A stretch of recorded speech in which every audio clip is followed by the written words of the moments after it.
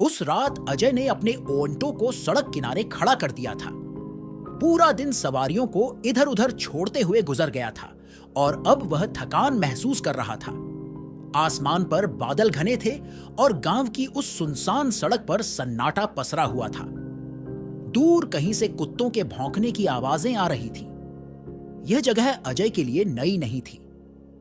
वह यहां से रोज गुजरता था, लेकिन उस रात का माहौल कुछ अलग था। अजय ने अपनी घड़ी देखी। रात के 11 बज चुके थे। उसने सोचा कि अब कोई सवारी नहीं मिलेगी और घर लौटने का समय हो गया है। जैसे ही उसने ओंटो स्टार्ट करने की कोशिश की, उसे किसी के पैरों की आहट सुनाई दी। वह चौंक कर बाहर देखने लगा। सड़क के किनारे से एक औरत धीरे धीरे उसकी ओर बढ़ रही थी। उसने सफेद साड़ी पहन रखी थी और उसके बाल खुले हुए थे। औरत ने पास आकर धीमी आवाज में कहा, भैया, मुझे स्टेशन तक छोड़ दोगे? मुझे बहुत जरूरी काम से जाना है। अजय ने सोचा कि आखिरी सवारी ले लेता हूं। उसने उसे ओंटो में बैठा लिया और स्टेशन की ओर चल पड़ा। रास्ता सुनसान था। चारों ओर घना अंधेरा और पेड़ों की सरसराहट माहौल को डरावना बना रहे थे। अजय ने सवारी से बातचीत करने की कोशिश की, आप इतनी रात को अकेली कहां जा रही हैं? लेकिन औरत ने कोई जवाब नहीं दिया। उसने सोचा कि शायद औरत किसी परेशानी में है, इसलिए ज्यादा सवाल पूछना ठीक नहीं होगा। कुछ मिनट बाद अजय को महसूस हुआ कि ओंटो का इंजन अजीब आवाज कर रहा है। उसने ओंटो रोककर इंजन की जांच करने के लिए नीचे उतरने का फैसला किया।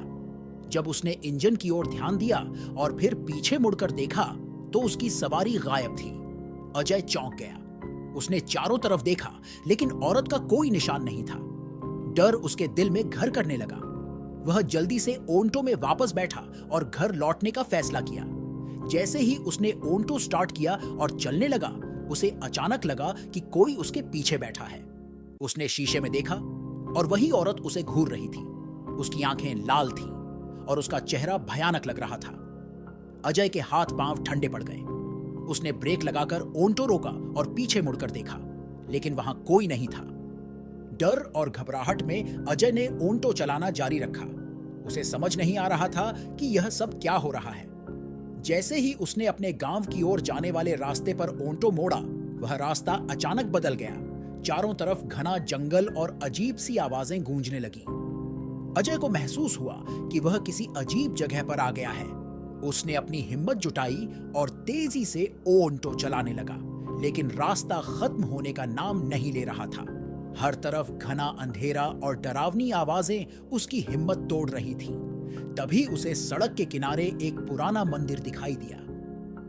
उसने सोचा कि शायद यहां जाने से उसे राहत मिले। उसने ओंटो रोका और मंदिर की ओर दौड़ा। मंदिर के अंदर एक बूढ़ा पुजारी बैठा हुआ था। अजय ने उसे सब कुछ बताया। पुजारी उसकी बातें सुनकर गंभीर हो गया और बोला, तुम्हारी मुलाकात एक भटकती हुई आत्मा से हुई है। यह आत्मा उस जगह फंसी हुई है जहां इसकी मौत हुई थी। इसे मुक्ति चाहिए, लेकिन यह तुम्हें आसानी से नहीं छोड़ेगी। तुम्हें इसे उसकी मंजिल तक पहुंचाना होगा। अजय ने डरते डरते पूछा, मुझे क्या करना होगा? पुजारी ने कहा, तुम्हें इसे उस जगह ले जाना होगा जहां यह मरी थी, तभी यह आत्मा शांति पा सकेगी। अजय ने पुजारी के निर्देशों का पालन करने का फैसला किया। पुजारी ने ध्यान लगाकर एक स्थान का नाम बताया। अजय ने दोबारा ओंटो में बैठने की हिम्मत जुटाई और उस स्थान की ओर चल पड़ा। रास्ते में उसने महसूस किया कि वह औरत फिर से उसके ओंटो में बैठी है, लेकिन इस बार उसकी आंखों में गुस्सा नहीं था। वह शांत और गंभीर दिख रही थी। रास्ते भर अजय ने कोई सवाल नहीं किया। वह सिर्फ जल्दी से जल्दी उस स्थान तक पहुंचना चाहता था। जब वह उस जगह पहुंचा, तो उसने देखा कि वहां एक पुराना कुआं था। चारों ओर सन्नाटा और एक अजीब सी ठंडक महसूस हो रही थी। अजय ने ओंटो रोका और नीचे उतरकर कुएं की ओर बढ़ा। औरत भी ओंटो से उतरी और धीरे धीरे कुएं की ओर बढ़ने लगी। जैसे ही वह कुएं के पास पहुंची, उसने अजय की ओर देखा और पहली बार मुस्कुराई। उसकी मुस्कान में एक अजीब सी शांति थी। अजय ने देखा कि वह धीरे धीरे गायब हो गई। अजय ने महसूस किया कि हवा सामान्य हो गई है और डर का माहौल खत्म हो गया है। वह थका हुआ और परेशान महसूस कर रहा था। लेकिन उसके मन में एक सुकून भी था कि उसने एक आत्मा को शांति दिलाने में मदद की। वह वापस मंदिर गया और पुजारी को सब कुछ बताया। पुजारी ने उसे आशीर्वाद दिया और कहा, तुमने बहुत बड़ा काम किया है, अब वह आत्मा चैन से रहेगी। अजय ने उस रात से एक सबक सीखा। उसने कभी भी रात में ओंटो चलाने का फैसला नहीं किया, लेकिन वह औरत और उस रात की घटना को कभी नहीं भुला सका। वह सोचता रहता कि आखिर उसकी मुलाकात किस आत्मा से हुई थी और वह कौन थी। अजय ने उस रात को जैसे तैसे अपने घर का रास्ता पकड़ा।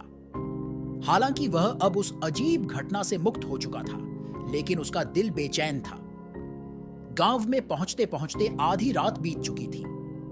घर के दरवाजे पर पहुंचकर उसने देखा कि उसकी पत्नी राधा जाग रही थी। जैसे ही अजय ने दरवाजा खोला, राधा ने उसकी ओर देखा और कहा, तुम ठीक तो हो? तुम्हारा चेहरा उतरा हुआ लग रहा है, सब ठीक है ना? अजय ने कुछ नहीं कहा। वह सीधे अंदर चला गया और चारपाई पर बैठ गया। राधा ने उसके पास आकर पानी का गिलास दिया। बताओ क्या हुआ, इतनी घबराहट क्यों है? उसने धीरे से पूछा। अजय ने गहरी सांस ली और पूरी घटना राधा को बता दी। राधा ने यह सुनकर हैरानी और डर के मिश्रित भावों से उसे देखा। यह तो बहुत भयानक बात है, राधा बोली। तुम्हें सुबह जाकर गांव के बुजुर्गों से बात करनी चाहिए। शायद वे इस घटना के पीछे का सच जानते हो। अगले दिन अजय ने गांव के मुखिया और कुछ बुजुर्गों को सारी बात बताई। जैसे ही उसने कुएं और उस औरत का जिक्र किया, गांव के बुजुर्ग एक दूसरे की ओर देखने लगे। उनमें से एक, जो सबसे बूढ़ा था, बोला, वह कुआं एक पुराने हादसे से जुड़ा हुआ है।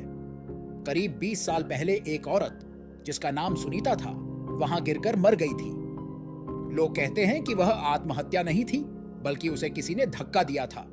उसके बाद से ही उस जगह को लोग भूतिया मानते हैं। अजय ने हैरानी से पूछा, लेकिन ऐसा क्यों हुआ और वह औरत अब भी क्यों भटक रही है? बूढ़े व्यक्ति ने बताया, सुनीता गांव की एक विधवा थी। वह गरीब थी और कई लोग उसकी संपत्ति हड़पना चाहते थे। एक रात कुछ लोग उसे जबरदस्ती उस कुएं के पास ले गए और उसे धक्का दे दिया। तब से उसकी आत्मा भटक रही है।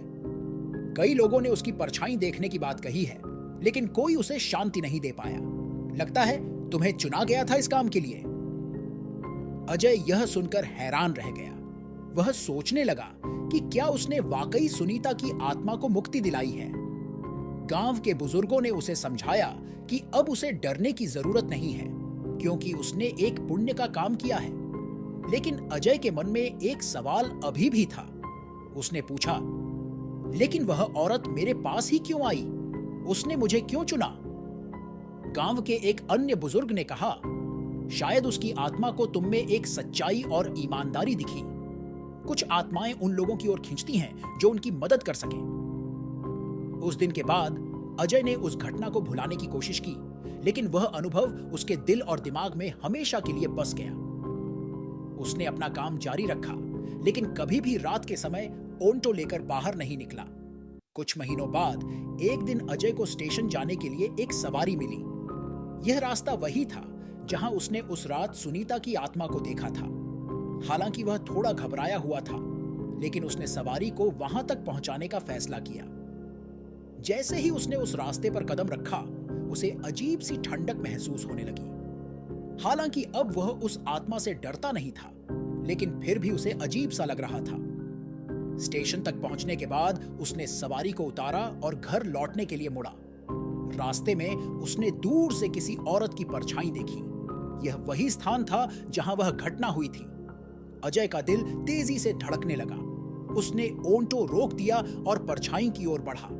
जैसे ही वह पास गया, उसने महसूस किया कि वह परछाई उसकी ओर देखकर मुस्कुरा रही है। यह मुस्कान भयावह नहीं थी, बल्कि एक तरह की कृतज्ञता थी। अजय ने हाथ जोड़कर कहा, अगर मैंने आपकी मदद की है तो मुझे खुशी है। अब आप चैन से रहें। वह परछाई धीरे धीरे गायब हो गई। उस दिन के बाद अजय ने महसूस किया कि शायद उसने वाकई किसी आत्मा को शांति दी है। हालांकि उसका जीवन फिर से सामान्य हो गया, लेकिन वह अनुभव और सुनीता की कहानी उसकी यादों में हमेशा के लिए दर्ज हो गई। अजय के जीवन में भले ही सब कुछ सामान्य लग रहा था, लेकिन वह घटना उसके दिल और दिमाग में गहराई से घर कर गई थी। वह जब भी अपने ऑटो को स्टार्ट करता या सुनसान रास्तों से गुजरता, उसे उस रात की हर बात याद आ जाती। हालांकि उसने कभी किसी से खुलकर इस बारे में ज्यादा बात नहीं की, लेकिन उसके अंदर हमेशा एक डर और बेचैनी बनी रहती थी। एक दिन अजय के गांव में एक साधु का आगमन हुआ। वह साधु गांव के मंदिर के पास रुके थे और अपनी सिद्धियों के लिए प्रसिद्ध थे। गांव के लोग उनकी ओर खींचे चले गए।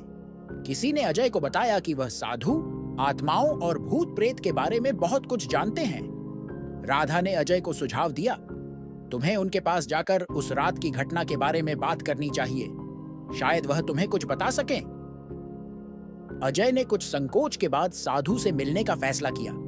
वह मंदिर पहुंचा और साधु के चरणों में झुककर उन्हें अपनी कहानी सुनाई।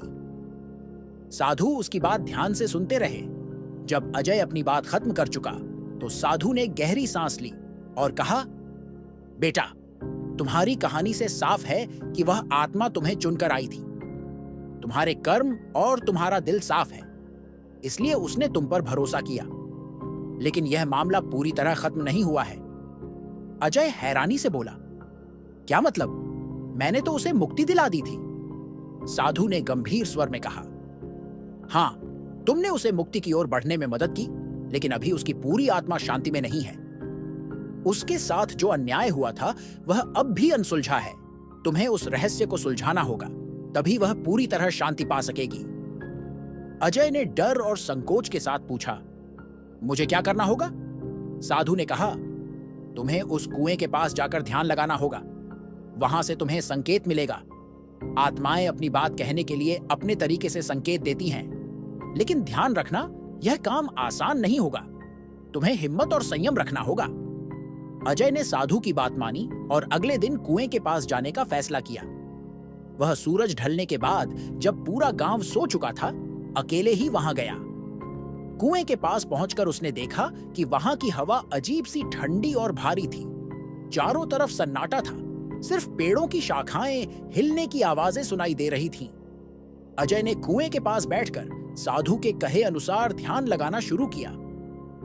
कुछ देर तक कुछ नहीं हुआ, लेकिन फिर अचानक उसे महसूस हुआ कि उसके चारों ओर का माहौल बदलने लगा है। उसे दूर से किसी औरत के रोने की आवाज सुनाई दी। अजय ने आंखें खोलकर देखा, लेकिन वहां कोई नहीं था। उसने दोबारा ध्यान लगाया और अब आवाज स्पष्ट होने लगी। आवाज कह रही थी, मुझे न्याय चाहिए, मुझे इंसाफ दिलाओ।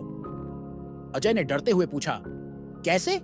मैं क्या कर सकता हूं? अचानक उसे एक छवि दिखाई दी। कुछ लोगों की परछाई जो उस औरत को कुएं के पास खींचते हुए ले जा रहे थे। उन परछाइयों के चेहरे धुंधले थे, लेकिन अजय ने उनमें से एक को पहचान लिया। वह गांव के एक अमीर व्यक्ति ठाकुर सुरेश की परछाई थी। अजय को झटका लगा। ठाकुर सुरेश गांव का सबसे प्रभावशाली व्यक्ति था और कोई उसकी बात के खिलाफ कुछ नहीं कह सकता था। अजय ने समझ लिया कि यह काम आसान नहीं होगा। अगले दिन अजय ने गांव के कुछ बुजुर्गों और अपने कुछ भरोसेमंद दोस्तों से बात की। उसने उन्हें वह सब कुछ बताया जो उसने देखा और महसूस किया था। कई लोग डर गए और कहा, हम ठाकुर से नहीं भिड़ सकते, वह बहुत शक्तिशाली है। लेकिन कुछ ने अजय का साथ देने का फैसला किया। अजय और उसके दोस्तों ने ठोस सबूत जुटाने की कोशिश शुरू की। उन्होंने पुराने दस्तावेजों और गवाहों की तलाश की।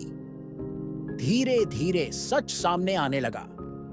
ठाकुर सुरेश और उसके आदमियों ने सच में सुनीता को उसकी जमीन हड़पने के लिए मारा था।